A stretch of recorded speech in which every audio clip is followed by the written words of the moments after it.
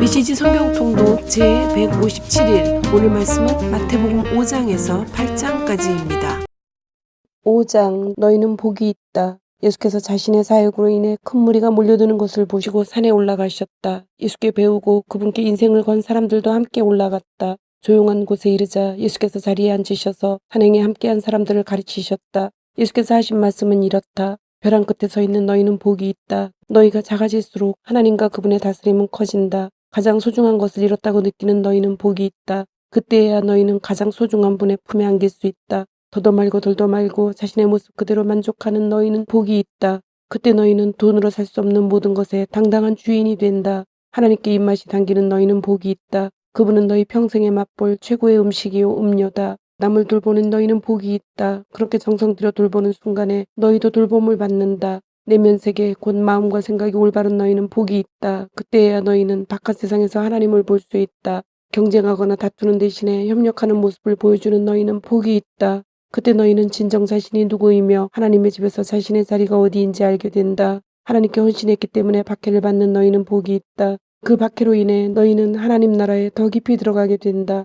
그뿐 아니다. 사람들이 내 평판을 떨어뜨리려고 너희를 깔보거나 내쫓거나 너희에 대해 거짓을 말할 때마다 너희는 복을 받은 줄로 알아라. 그들이 그렇게 하는 이유는 진리가 너무 가까이 있어서 그들이 불편을 느끼기 때문이다. 그런 일이 일어날 때 너희는 기뻐해도 좋다. 아예 만세를 불러도 좋다. 그들은 싫어하겠지만 나는 좋아하니 말이다. 온 천국이 박수를 보낼 것이다. 또한 너희만 그런 일을 당하는 것이 아님을 알아라. 내 예언자와 증인들은 언제나 그런 고생을 했다. 소금과 빛, 너희가 여기 있는 이유를 말해주겠다. 너희는 소금을 쳐서 이 땅에 하나님 맛을 드러내라고 여기 있는 것이다. 너희가 짠맛을 잃으면 사람들이 어떻게 경건의 맛을 알겠느냐. 너희가 쓸모없어지면 결국 쓰레기통에 버려질 것이다. 이렇게 말할 수도 있다. 너희는 빛이 되어 세상에 하나님의 빛깔을 드러내라고 여기 있는 것이다. 하나님은 감추어둘 비밀이 아니다. 우리는 이 비밀을 훤히 드러낼 것이다. 산 위에 있는 도시만큼 훤히 드러낼 것이다. 내가 너희에게 등불을 들고 있게 한다면 설마 너희는 내가 너희를 통 속에 숨겨두리라고는 생각하지 않을 것이다. 나는 너희를 단 위에 둘 것이다. 내가 너희를 언덕 위에 등불 놓는 단 위에 두었으니 빛을 비추어라. 너희에게 오는 손님을 기쁘게 맞아들여라. 후하게 베풀며 살아라. 너희가 다른 사람들에게 마음을 열면 그들도 너희에게 자극을 받아 하나님께 하늘에 계신 자비로운 아버지께 마음을 열게 될 것이다. 하나님 율법의 완성. 내가 하나님의 율법이든 예언자든 성경을 폐지하러 왔다고 생각하지 마라. 내가 온 것은 폐지하려는 것이 아니라 오히려 완성하려는 것이다. 나는 그 모든 것을 거대한 하나의 파노라마 속에 아우를 것이다. 하나님의 율법은 하늘의 별과 너희가 발을 딛고 있는 땅보다 더 현실적이며 영속적이다. 별들이 다 불타버리고 땅이 다 없어진 뒤에도 하나님의 율법은 살아서 역사할 것이다. 하나님의 율법에서 가장 작은 항목이라도 하찮게 여긴다면 너희 스스로를 하찮게 여기는 꼴밖에 되지 않는다. 그러나 그 율법을 진지하게 대하고 다른 사람들에게 그 길을 보여주면 너희는 천국에서 영광을 얻을 것이다. 옳게 사는 문제에서 너희가 바리새인들보다 훨씬 낫지 않으면 천국에 들어갈 생각은 아예 하지 말아야 한다. 말이 사람을 죽인다. 너희는 옛사람들에게 주어진 살인하지 말라는 계명을 잘 알고 있다. 내가 너희에게 말한다. 누구든지 형제나 자매에게 화만 내도 살인을 범한 것이다. 무심코 형제를 바보라고 부르면 너희는 법정으로 끌려갈 수 있다. 생각 없이 자매에게 멍청이라고 소리치면 지옥불이 너희 코앞에 있다. 가장 단순한 진실은 말이 사람을 죽인다는 것이다. 이런 문제에서 나는 너희가 이렇게 행동하기를 바란다. 내가 예배당에 들어가서 헌금을 드리려는데 갑자기 어떤 친구가 너에게 원한을 품고 있는 것이 생각나거든. 헌금을 내려놓고 즉시 나가 그 친구에게 가서 화해하여라. 반드시 그렇게 하고 난 뒤에 돌아와 하나님과의 일을 마무리하여라. 또는 내가 길거리에 있는데 옛 원수가 다가와 말을 건다고 하자. 한시도 지체하지 말고 내가 먼저 나서서 그 사람과 화해하여라. 그의 이력을 보건대 그 사람이 선수를 치게 두면 너는 결국 법정에 서게 될 것이고 어쩌면 감옥에 갈지도 모른다. 그렇게 되면 너는 엄청난 벌금을 물지 않고는 거기서 나오지 못할 것이다.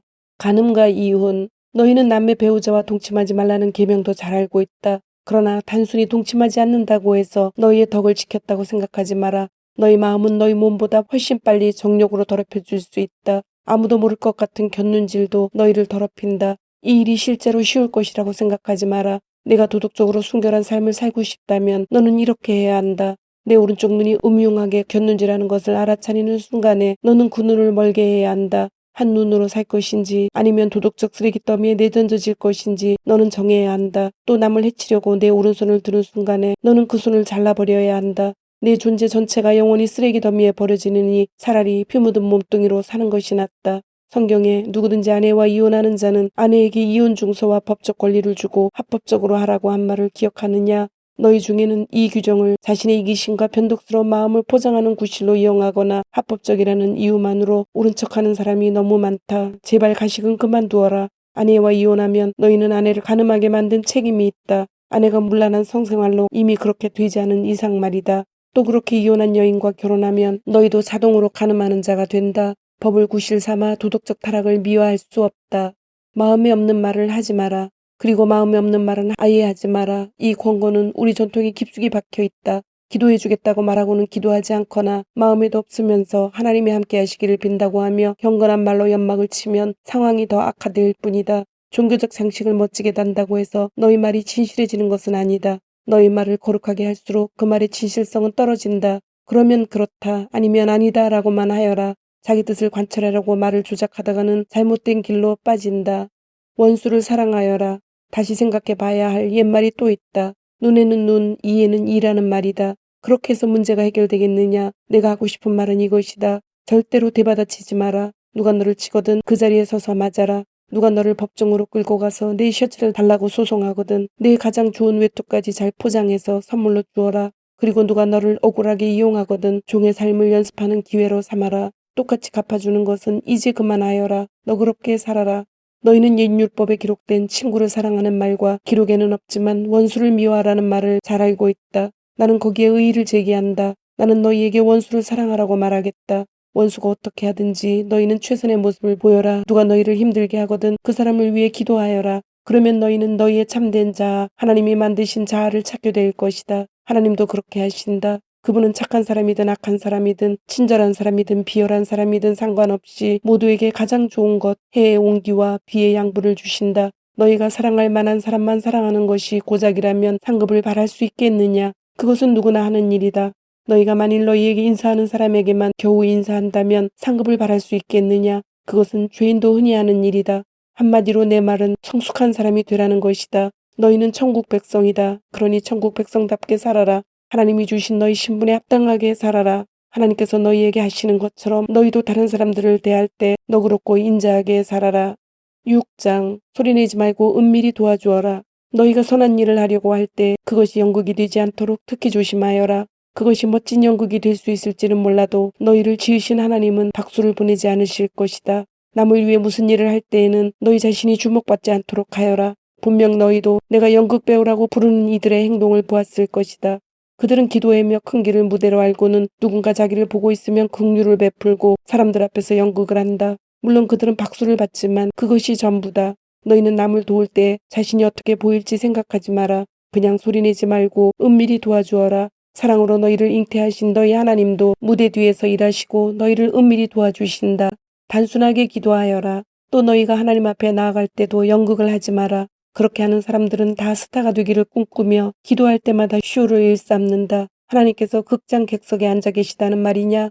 너희는 이렇게 하여라. 하나님 앞에서 연극하고 싶은 유혹이 들지 않도록 조용하고 한적한 곳을 찾아라. 할 수 있는 한 단순하고 솔직하게 그 자리에 있어라. 그러면 초점이 너희에게서 하나님께로 옮겨지고 그분의 은혜가 느껴지기 시작할 것이다. 세상에는 이른바 기도의 용사들이 가득하나 그들은 기도를 모른다. 그들은 공식과 프로그램과 비결을 잔뜩 가지고서 너희가 바라는 것을 하나님에게서 얻어내는 방법들을 퍼뜨리고 있다. 그 허튼 소리에 속지 마라. 너희가 상대하는 분은 너희 아버지이시며 그분은 너희에게 무엇이 필요한지 너희보다 더 잘 아신다. 이토록 너희를 사랑하시는 하나님 앞에서 그저 단순하게 기도하면 된다. 너희는 이렇게 기도하여라. 하늘에 계신 우리 아버지, 아버지가 어떤 분이신지 드러내소서. 세상을 바로잡아 주시고 하늘에서처럼 땅에서도 가장 선한 것을 행하소서. 든든한 새끼 식사로 우리가 살아가게 하소서. 아버지께 용서받은 우리가 다른 사람들을 용서하게 하소서.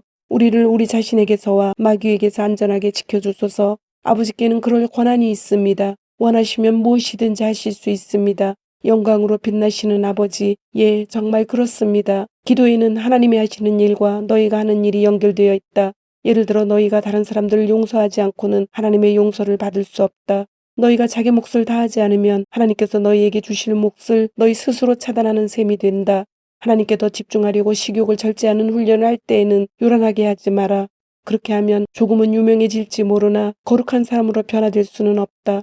너희가 내면의 훈련에 들어가려거든 겉으로는 평소처럼 행동하여라. 머리를 감아 단정하게 빗고 양치질을 하고 세수를 하여라. 관심을 끌려는 수법은 하나님께는 필요 없다. 그분은 너희가 하고 있는 일을 그냥 지나치지 않으시고 두둑이 보상해 주신다. 하나님께만 예배하는 삶.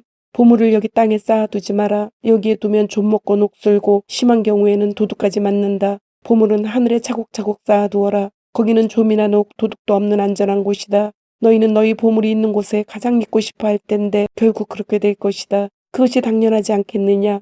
너희 눈은 너희 몸의 창문이다. 내가 경의와 믿음으로 눈을 크게 뜨면 내 몸은 빛으로 가득해진다. 내가 탐욕과 불신으로 곁눈질하고 살면 내 몸은 음습한 지하실이 된다. 내 창에 블라인드를 치면 내 삶은 얼마나 어두워지겠느냐. 너희는 한꺼번에 두 신을 예배할 수 없다. 결국 한 신은 사랑하고 다른 신은 미워하게 될 것이다. 한쪽을 사모하면 다른 쪽은 업신여기게 마련이다. 너희는 하나님과 돈을 둘 다 예배할 수 없다. 너희가 하나님께만 예배하는 삶을 살기로 결심하면 식사 때 식탁이 무엇이 오르고 옷장에 있는 옷들이 유행에 맞는지 따위로 안달하며 설치지 않게 된다. 너희 삶은 뱃속에 넣는 음식이 전부가 아니며 너희의 겉모습도 몸에 걸치는 옷이 전부가 아니다. 새들을 보아라. 얽매일 것 없이 자유롭고 업무에 속박되지 않으며 하나님이 돌보시니 염려가 없다. 그분께 너희는 새들보다 훨씬 더 중요하다. 거울 앞에서 설친다고 해서 키가 단 1cm라도 커진 사람이 있더냐. 유행을 따르느라 버린 돈과 시간이 그토록 많지만 그렇다고 크게 달라지는 것 같더냐. 옷을 볼 것이 아니라 들판에 나가 들꽃을 보아라. 들꽃은 절대로 치장하거나 옷을 사들이는 법이 없지만 너희는 여태 그런 색깔이나 디자인을 본 적이 있느냐. 이 나라의 남녀 베스트들에서 10명이라도 그 앞에 서면 초라해 보인다. 아무도 보아주지 않는 들꽃의 겉모습에도 그토록 정성을 들이시는데 하물며 하나님께서 너희를 돌보시고 사랑스러워하시며 너희를 위해 최선을 다하시지 않겠느냐. 나는 지금 너희로 여유를 갖게 하려는 것이며 손에 넣는데 온통 정신을 빼앗기지 않게 해서 베푸시는 하나님께 반응하도록 하려는 것이다. 하나님과 그분의 일하시는 방식을 모르는 사람은 그런 일로 안달하지만 너희는 하나님을 알고 그분의 일하시는 방식도 안다. 너희는 하나님이 실체가 되시고 하나님이 주도하시며 하나님이 공급하시는 삶에 흠뻑 젖어 살아라. 뭔가 놓칠까 봐 걱정하지 마라. 너희 매일의 삶에 필요한 것은 모두 채워주실 것이다. 하나님께서 바로 지금 하고 계신 일에 온전히 집중하여라. 내일 있을지 없을지도 모르는 일로 동요하지 마라. 어떠한 어려운 일이 닥쳐도 막상 그때가 되면 하나님께서 감당할 힘을 주실 것이다. 7장 간단한 행동 지침. 사람들의 흠을 들추어내거나 실패를 꼬집거나 잘못을 비난하지 마라. 너희도 똑같은 대우를 받고 싶지 않거든 말이다. 비판하는 마음은 부메랑이 되어 너희에게 되돌아올 것이다. 내 이웃의 얼굴에 묻은 얼룩은 보면서 자칫 내 얼굴에 추한 비웃음은 그냥 지나치기 쉽다. 내 얼굴이 멸시로 일그러져 있는데 어떻게 뻔뻔스럽게 내가 내 얼굴을 씻어주겠다고 말하겠느냐. 이 또한 동네방네에 쇼를 하겠다는 사고방식이며 자기 역할에 충실하기보다는 남보다 거룩한 척 연기를 하는 것이다. 내 얼굴에 추한 비웃음부터 닦아내어라. 그러면 내 이웃에게 수건을 건네줄 만한 사람이 될지도 모른다. 거룩한 것으로 장난치지 마라. 농담과 바보짓은 하나님께 영광이 되지 않는다. 거룩한 신비를 한갓 슬로건으로 격화시키지 마라. 시대를 따라가려다가 너희는 오히려 약아져서 불경스러운 사태를 부를 뿐이다. 하나님과 흥정하지 마라. 솔직하게 말씀드려라. 필요한 것을 구하여라. 너희는 쫓고 쫓기는 게임이나 숨바꼭질을 하는 것이 아니다. 너희 아이가 빵을 달라고 하는데 톱밥을 주면서 아이를 속이겠느냐. 아이가 생선을 달라고 하는데 살아있는 뱀을 접시에 담아 아이에게 겁을 주겠느냐. 너희가 아무리 약해도 그런 생각은 하지 않을 것이다. 너희도 자기 자식에게는 최소한의 예의를 지킨다. 그렇다면 너희를 사랑으로 잉태하신 하나님은 그보다 훨씬 낫지 않으시겠느냐. 여기 간단하지만 유용한 행동 지침이 있다. 사람들이 너희에게 무엇을 해주면 좋겠는지 자문해 보아라. 그리고 너희가 먼저 그들에게 그것을 해주어라. 하나님의 율법과 예언자들의 설교를 다 합한 결론이 이것이다. 아버지의 뜻대로 행하여라. 하나님께 이르는 지름길을 찾지 마라. 세상에는 여가 시간을 활용하는 것만으로도 성공하는 인생에 이를 수 있다고 말하는 쉽고도 확실한 공식들이 넘쳐난다. 대다수 사람들이 그런 말에 속겠지만 너희는 속지 마라. 생명 곧 하나님께 이르는 길은 정신을 바짝 차려야 갈 수 있는 힘든 길이다. 억지로 진실한 표정을 지으며 해프게 웃어대는 거짓 설교자들을 조심하여라. 그들은 이래저래 너희를 벗겨먹으려는 수가 많다. 카리스마에 감동할 것이 아니라 성품을 보아라. 중요한 것은 설교자들의 말이 아니라 그들의 됨됨이다. 참된 지도자는 절대로 너희 감정이나 지갑을 착취하지 않는다. 썩은 사과가 열린 병든 나무는 찍혀서 불살라질 것이다. 암호를 정확히 안다고 해서 예컨대 주님 주님 한다고 해서 너희가 나 있는 곳 어디든지 올 수 있는 것은 아니다. 정말 필요한 것은 진지한 순종이다. 내 아버지의 뜻대로 행하는 것이다. 벌써부터 내 눈에 훤히 보인다. 최후 심판날에 많은 사람들이 거들먹거리며 내게 와서 이렇게 말할 것이다. 주님, 우리는 메시지를 전했고 귀신을 혼내줬으며 하나님이 후원해 주신 우리 사업은 모든 사람들의 입에 오르내렸습니다. 그때 내가 뭐라고 말할지 아느냐? 이미 때는 늦었다. 너희가 한 일이라고는 나를 이용해 유력자가 된 것뿐이다. 너희에게는 나를 감동시키는 구석이 하나도 없다. 여기서 나가거라. 내가 너희에게 하는 이 말은 너희 삶에 덧붙이는 장식이나 너희 생활 수준을 높여주는 리모델링 같은 것이 아니다. 내 말은 주춧돌과도 같아서 너희는 내 말 위에 인생을 지어야 한다. 너희가 내 말을 너희 삶으로 실천하면 너희는 든든한 바위 위에 집을 지은 현명한 목수와 같다. 비가 퍼붓고 강물이 넘치고 돌풍이 쳐도 그 집은 끄떡없다. 바위 위에 꼿꼿이 서 있다. 그러나 너희가 내 말을 성경 공부 때만 사용하고 삶으로 실천하지 않으면 너희는 모래사장에 집을 지은 미련한 목수와 같다. 폭풍이 몰아치고 파도가 거세지자 그 집은 맥없이 무너지고 말았다. 예수께서 말씀을 마치시자 무리에게서 박수가 터져나왔다. 그들은 한 번도 이런 가르침을 들어본 적이 없었다. 예수께서 자기가 말한 그대로 살고 있음이 분명했는데 이는 그들의 종교 교사들과는 아주 대조적이었다. 이것이야말로 그들이 여태까지 들어본 것 중 최고의 가르침이었다. 8장 그가 우리의 질병을 짊어지셨다. 무리의 한호소리가 아직도 귀에 쟁쟁한데 예수께서 산에서 내려오셨다. 그때 한 나병 환자가 다가와 예수 앞에 무릎을 꿇고 간청했다. 주님, 원하시면 제 몸을 고쳐주실 수 있습니다. 예수께서 손을 내밀어 그에게 대며 말씀하셨다. 내가 원한다. 깨끗하게 되어라. 그러자 그 즉시 나병의 모든 증상이 깨끗이 사라졌다. 예수께서 말씀하셨다. 온 동네에 말하고 다니지 마라. 하나님께 합당한 감사의 표시를 가지고 제사장에게 가서 내 나온 몸을 조용히 보여라. 내 말이 아니라 깨끗해져 감사하는 내 삶이 내가 한 일을 증거할 것이다. 예수께서 가버나움 마을에 들어가시자 로마군 지휘관 하나가 당황한 표정으로 다가와 말했다. 주님, 저의 종이 병들었습니다. 걷지도 못하고 고통이 심합니다. 예수께서 말씀하셨다. 내가 가서 고쳐주겠다. 그러자 지휘관은 이렇게 말했다. 아닙니다. 그렇게 수고하실 것 없습니다. 그저 명령만 내리시면 저의 종이 낫겠습니다. 저도 명령을 받기도 하고 내리기도 하는 사람입니다. 제가 한 병사에게 가라고 하면 가고 다른 병사에게 오라고 하면 옵니다. 그리고 저의 종에게 이것을 하라고 하면 합니다. 예수께서 크게 놀라시며 말씀하셨다. 하나님을 알고 그분이 일하시는 방식을 훤히 알아야 마땅한 이스라엘 백성 중에서도 이렇게 단순한 믿음은 아직 보지 못했다. 이 사람은 머지않아 사방에서 모여들 많은 이방인들의 선봉이다. 그들은 동쪽에서 흘러들고 서쪽에서 쏟아져 들어와 아브라함, 이삭, 야곱과 함께 하나님 나라의 잔치상에 앉을 것이다. 믿음 안에서 자랐으나 믿음이 없는 사람들은 무시당하고 은혜에서 소외된 자들이 모여 이게 어찌 된 일인지 의아해할 것이다. 예수께서 지휘관을 보시며 말씀하셨다. 가거라. 내가 믿은 그대로 되었다. 그 순간에 그의 종이 나았다.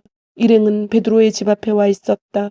예수께서 그 집에 들어가시니 베드로의 장모가 몸져 누웠는데 열이 불덩이 같았다. 예수께서 그녀의 손을 만지자 열이 떨어졌다. 그녀는 곧 기운을 차리고 일어나 그분을 위해 저녁을 준비했다. 그날 저녁 사람들이 귀신 들려 괴로워하는 많은 사람들을 예수께 데려왔다. 예수께서는 마음에 고통당하는 사람들을 구해주셨고 몸이 아픈 사람들을 고쳐주셨다. 예수께서 이사야의 유명한 설교를 성취하신 것이다. 그가 우리의 아픔을 당하셨고 우리의 질병을 짊어지셨다. 내 본분은 삶이지 죽음이 아니다. 예수께서 호기심에 찬 무리가 점점 늘어나는 것을 보시고 제자들에게 그곳을 벗어나 호수 건너편으로 가자고 말씀하셨다. 그들이 떠나려는데 한 종교학자가 자기도 함께 가도 되는지 물었다. 그는 언제든지 주님과 함께 가겠습니다 하고 말했다. 예수께서 잘라 말씀하셨다. 고생할 각오가 되어 있느냐? 너도 알다시피 우리가 묵는 곳은 인류 호텔이 아니다. 예수를 따르던 또 다른 사람이 말했다. 주님, 부디 며칠 말미를 주십시오. 아버지 장례를 치러야 합니다. 예수께서 거절하셨다. 중요한 일이 먼저다. 내 본분은 삶이지 죽음이 아니다. 나를 따라오너라. 생명을 쫓아라. 그러고 나서 예수께서 배에 오르셨고 제자들도 그분과 함께 있었다. 그러던 중에 풍랑이 무섭게 몰아쳤다. 파도가 배 안으로 들이치는데 예수께서는 곤히 주무시고 계셨다. 제자들이 다급하게 그분을 깨웠다. 주님, 우리를 구해 주십시오. 이러다가 빠져 죽겠습니다. 예수께서 그들을 꾸짖으셨다. 어째서 너희는 이토록 용기 없는 겁쟁이란 말이냐. 그러더니 일어나셔서 바람에게 잠잠하라, 바다에게 잔잔하라 명령하셨다. 잠잠하여라. 바다는 고요한 호수처럼 되었다. 제자들은 깜짝 놀라서 눈을 비볐다. 이게 어찌 된 일인가. 바람과 바다가 그분의 명령에 복종하다니. 귀신 들린 두 사람. 가다라 지방에 내린 일행은 미친 사람 둘과 마주쳤다. 그들은 묘지에서 나왔는데 두 사람 모두 귀신의 피해자였다. 그들이 너무 오랫동안 그 지역을 공포에 몰아넣었던 터라 그 길로 다니는 것을 모두가 위험하게 생각했다. 그들이 예수를 보더니 소리질렀다. 무슨 일로 우리를 힘들게 합니까? 당신은 하나님의 아들입니다. 당신은 아직 여기 올 때가 아닙니다. 저만치 멀리서 돼지떼가 땅을 파헤치며 먹을 것을 찾고 있었다. 악한 귀신들이 예수께 애걸했다. 우리를 이 사람들한테서 내쫓으시려거든 돼지들 속에 들어가 살게 해주십시오. 예수께서 말씀하셨다. 좋다, 여기서 나가거라. 그러자 돼지들이 미쳐서 우르르 벼랑으로 몰려가더니 바다에 빠져 죽었다. 돼지를 치던 사람들이 혼비백산하여 달아났다. 그들은 미친 사람들과 돼지떼에게 벌어진 일을 마을 사람 모두에게 말했다. 그 이야기를 들은 사람들은 돼지떼가 익사한 것에 화가 났다. 그들은 무리지어 와서는 예수께 그곳을 떠나 다시는 오지 말라고 당부했다. 주님, 오늘도 말씀을 주심을 감사드립니다. 주신 말씀대로 오늘 하루도 주님의 모습을 닮아가며 말씀대로 순종하며 살도록 은혜와 용기를 주옵소서. 예수님의 이름으로 기도드립니다. 아멘.